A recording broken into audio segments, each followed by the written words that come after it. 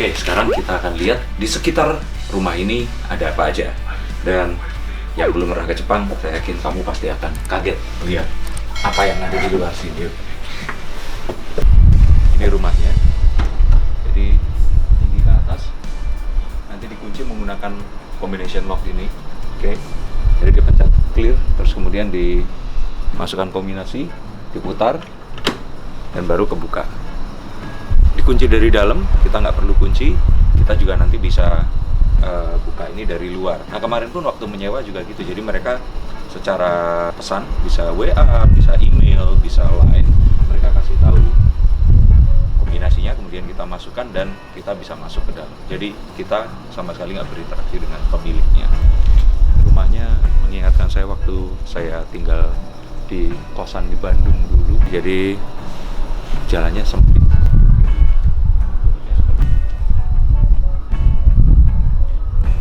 Kita jalan, kita lihat di sekitar sini ada apa aja, karena adalah lingkungan yang lumayan sepi, enak.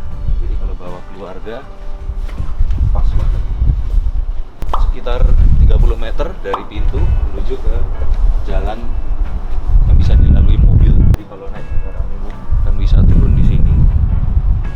Kita ke arah sana nanti, tapi kita lihat dulu di sekitar sini ada apa saja. Ayo ikuti saya. Dan di seberang sana itu sebenarnya adalah sungai. Nah, sungai yang membelah Tokyo. Maaf, Tokyo Sky dekat banget. Ini jalanannya, kalau ingat film Doraemon, saya tentang neighborhood di Jepang itu seperti ini, atau mungkin Tokyo ya. Tapi saya lupa ya, Doraemon tinggalnya di Tokyo atau enggak. Ke sana, ke jalan utama. Jadi basically ini dekat dari tempat di mana kita akan beraktivitas, karena ini di tengah-tengah Tokyo. Ini taman tempat keluarga bermain, dan jalanan di sini memang sesepi ini setiap hari. Saya sudah tinggal selama hampir 1 minggu dan memang jalanan di sini nggak terlalu crowded dengan kendaraan. Jadi kalau mau anak-anak bermain di sini pun juga aman. Di atas itu jalan layang, di seberang sana itu sungai, dan ini tempat main anak-anak kalau memang ternyata mau bawa family dan mau santai-santai di sekitar tempat tinggal teman-teman di sini. Ini menunjukkan jam 2:30 sore, kondisinya seperti ini, matahari udah mulai condong ke barat dan masih di penghujung musim dingin. Tapi hari ini juga lebih hangat daripada 3 hari yang lalu. Matahari bersinar, kalau matahari bersinar, saya gambarkan ini mirip di Lembang. Oke, di Lembang, atau kalau di Jawa Timur mirip di Batu Malang. Nah, anginnya yang membuat dingin. Kalau nggak ada angin, sebenarnya suhunya mirip di Bandung atau mirip di Kota Malang. Tapi begitu suhunya bertiup, nah itu langsung rasanya kayak pindah kota, pindah ke Batu dan pindah ke Lembang.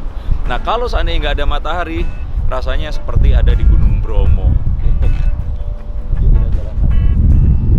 Kita lihat di sana ada taman lagi. Hari ini hari Minggu, jadi orang lebih santai dari biasanya. Biasanya mereka jalan itu sama seperti kecepatan orang naik kendaraan di tengah-tengah Tamrin di hari kerja, 30 km per jam. Mereka mancing di sini.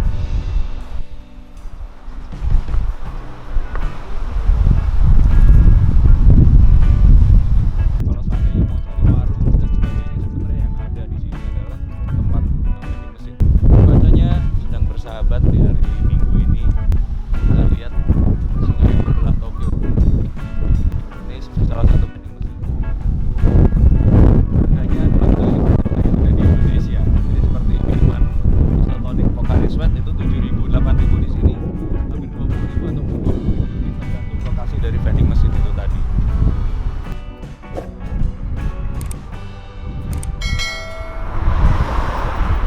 Orang-orang di sini juga banyak dijumpai naik sepeda, dan mereka lumayan banyak, berbagai usia dari muda sampai tua.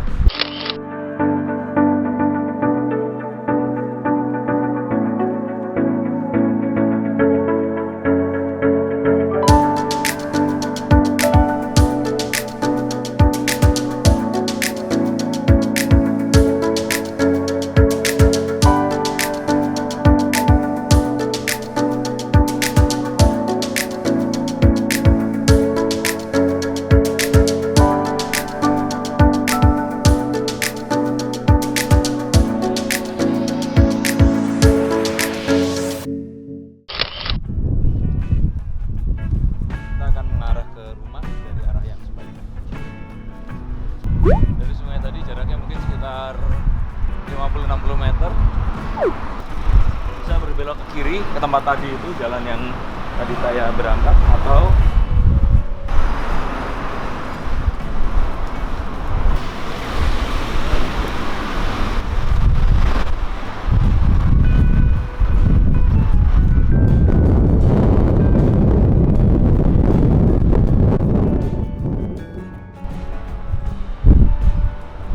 siap, saya akan melangkah biasa. Oke, 1, 2.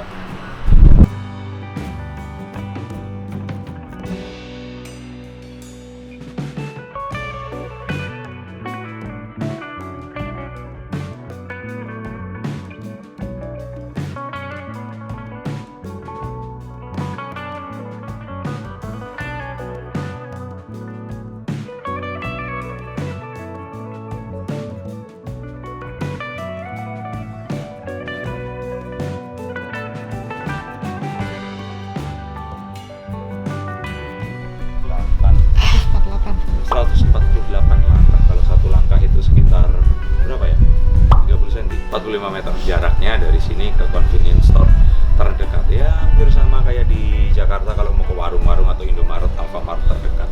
Ini adalah reviewnya. Kalau mau lihat review rumah, nanti malam kita akan bikin, karena kita akan tunggu Frizy Herlin yang sedang main-main ke Disneyland. Saya udah pernah, jadi biarin mudah-mudah aja main ke sana. Mau tahu lagi kegiatannya, ikuti terus, jangan kemana-mana.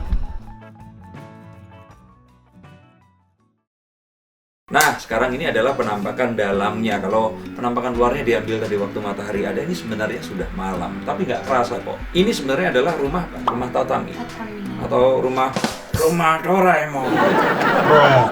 Rumah bambu ya, rumah bambu. Seperti rumah-rumah Jepang pada umumnya. Jadi di sini pas masuk ada tempat menaruh sepatu dan tempat orang lepas sepatu dan sesuatu yang kotor-kotor. Jadi pastinya setelah naik, ini sebenarnya mirip di masjid. Ada posisi lokasi sucinya. Jadi masuk naik ke sini, terus kemudian ini masih ruang servisnya ya. Nah, terus kemudian masuk ke ini semi private, karena sepertinya kalau di sini jadi tempat tamu dan juga tempat living room. Oke, masuk ke sini. Ini lucu banget, pintunya tingginya 170, saya 165. Ini jaraknya mungkin ada cuma 5 cm. Kalau sama aku jaraknya banyak kok, Kak. Iya. Banyak. Cuman aku kan juga nggak termasuk tinggi di sini, dan ini lumayan kecil. Dan kalau dilihat kita masuk ke sini. Nah, ini ada mat yang di bawah sini, nggak ada pintunya.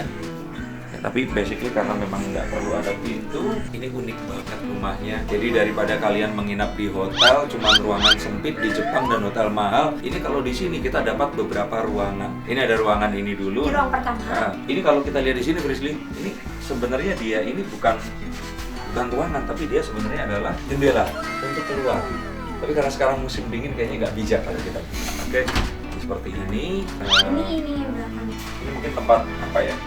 Mungkin ini tempat penyajikan teh kali atau apa, aku nggak tahu, nggak terlalu tahu ini. Cuman ada tempat ini, dan ini ruang tamunya dan ada televisi di situ. Ruang tamunya lumayan luas, kalau kalian pergi sekeluarga, ngajak temen-temen, have fun bareng di sini, ini akan seru banget. Tapi cocok banget ya. Ya, dan ini lokasinya di perumahan warga, nggak kayak di jalan besar dan sebagainya. Di depannya juga jalanannya sepi, jadi anak-anak kecil kalau mungkin pagi-pagi mau main di situ atau lari pagi di sini pasti top marko top. Ini sebenarnya itu rumah biasa tapi model seperti ini ya. Bahan-bahannya ini ada yang gipsum. Oke. Oh, ini kaca ternyata. Dan ini lemari. Oh bukan, ternyata tempat mesin cuci. Oke. Cuci baju. Nah, ini kayaknya harusnya ada pintu ya di sini, cuman sengaja dilepas. Ini jadi tempat meletakkan TV, ada kabinetnya juga. Ini air purifier, penghangatnya ada di sini.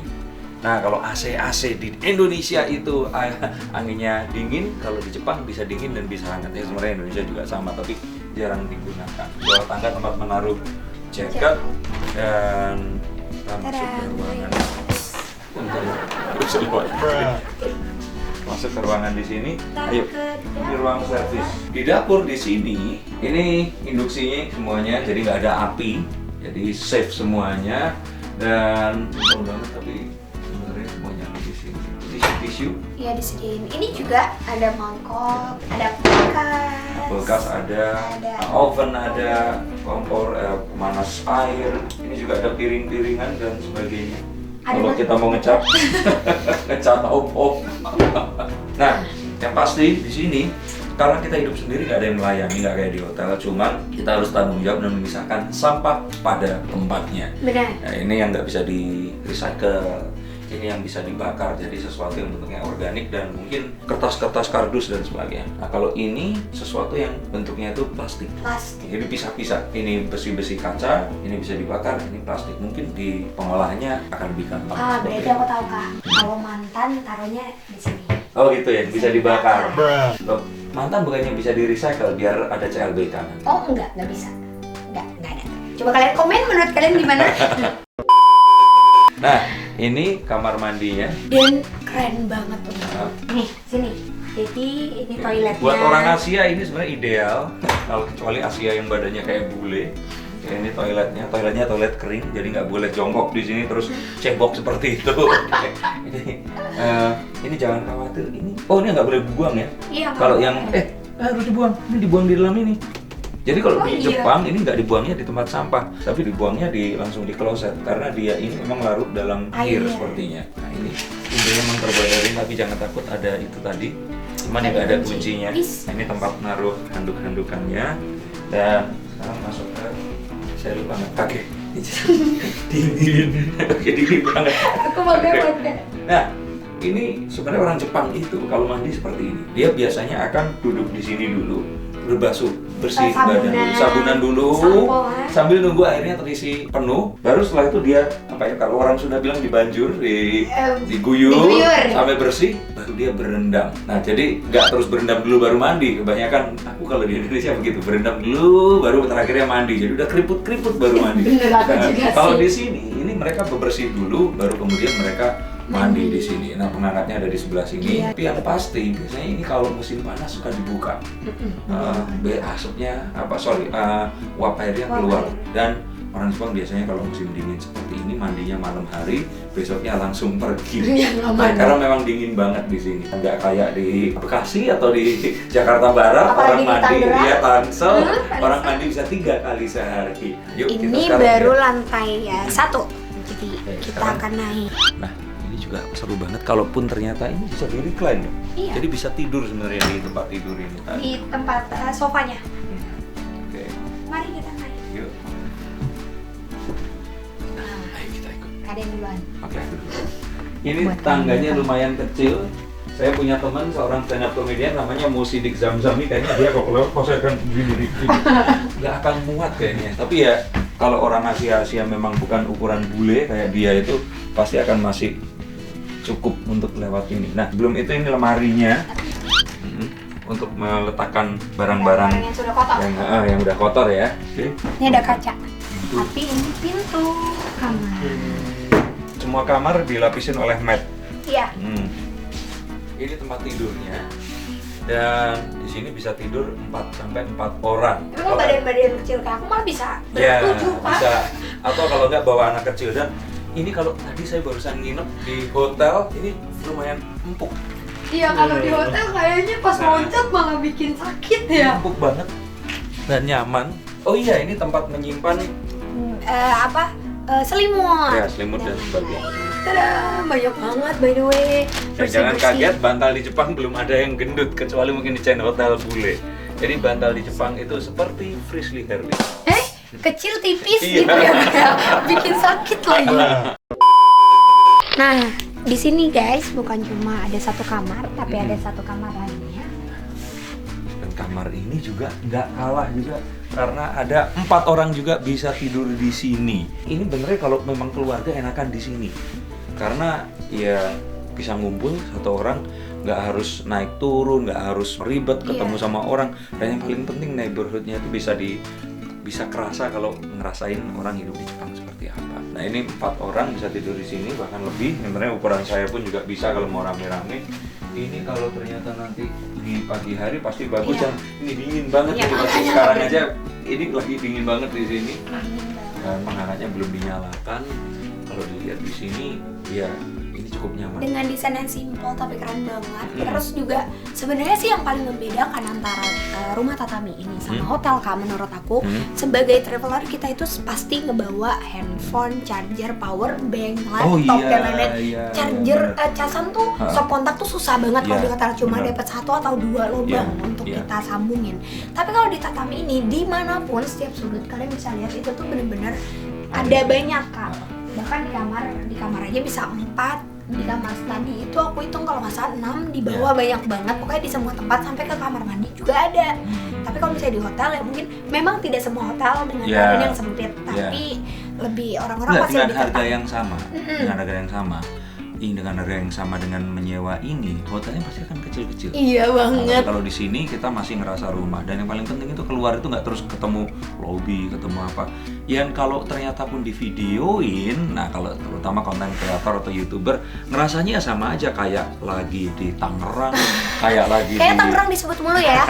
kayak lagi di Surabaya, bentuk hotelnya sama. Tapi kalau di sini pengalamannya pasti berbeda, keluar pun juga berbeda. Dan letaknya yang kita ini nginep, ini dekat banget sama Sensoji Temple, dekat banget sama Tokyo Skytree, sama station, dan banyak sekali convenience store di sekitar sini. Semuanya within walking range ya. Jalan kaki itu deket banget. Nah, ini udah semua. Kita sambil turun, sambil kita bayangin kalau seandainya kita di sini itu sebenarnya kan seru, karena nggak usah itu tadi kan nginep terpisah-pisah, rame-rame sama temen bisa seperti ini. Kalaupun ternyata di sini udah ada 4 orang di bawah bisa nambah 2 orang. Kebayang ada 10 orang ada di sini, pasti seru banget bareng sama teman-teman. Dan kalau kalian berencana menginap di sini, sebenarnya harganya amat sangat murah, yaitu sekitar berapa? Kalau misalnya dirupiahkan, satu malamnya bisa 1 jutaan. 1 jutaan. 1 juta dapat 10 semuanya. orang menginap. Dan ini kalau seandainya di hotel lain, contoh ya, ada chain hotel yang orang Indonesia ini pasti sering banyak nginep, hotelnya terdiri dari 3 huruf kayak ini, itu, seperti itu harganya sekitar 700 sampai 800 ribu ya, tergantung. 800 sampai 900. Itu cuman sebenarnya itu tempat satu orang. Kalaupun 2 orang harus seukuran kamu. Itu aja tempatnya sempit, tapi ya letaknya ada di tengah-tengah ya. Cuman di sini pun saya bilang ini tengah-tengah juga. Di sini sekitar 1,2 sampai 1,3 juta, tapi ada 10 orang dan bisa menghemat untuk masak sendiri. Bisa kalau ngajak anak-anaknya juga nggak terus keram kaku, cuman diem di dalam hotel, dia bisa lari-lari ke sana kemari. Dia bisa main bola guys di sini kayaknya. Dan yang paling penting lagi adalah di hotel itu bantalnya tipis segini tipisnya. Kalau di sini tadi ada ekstra si apa namanya? Bed cover udah dilipat-lipat bisa jadi bantal. Contoh yang pernah merasakan. Terutama kalau tempat tidur kamu ngorok. Nah, kalau tempat tidur kamu ngorok, kamu mendingan seperti itu dilipat di sini. Terus kamu tidur. Ini kenapa sih kok kamu ketawa? Itu kenapa sih kameranya bergetar ya? Jadi itu kalau tipis ditutup di sini masih kedengeran. Dan kalau kalian tadi sudah nonton neighborhoodnya seperti itu, bayangin dalamnya seperti ini dengan harga segitu, ini sebenarnya adalah pilihan yang paling pas, paling tepat. Oke, ya wes, sampai jumpa di konten yang lain dan masih di Jepang bersama Denny Darko dan Frisley Herlin dan Marsha. Makanya dan Marsha. Oke, Marsha. Jadi hari ini aku mau bajak channelnya Kak Denny dan aku mau ngajak Kak Denny buat ngevlog ala milenial. Alamak. Udah sampai. Nggak sabar. Mana dia Hachiko tuh dia?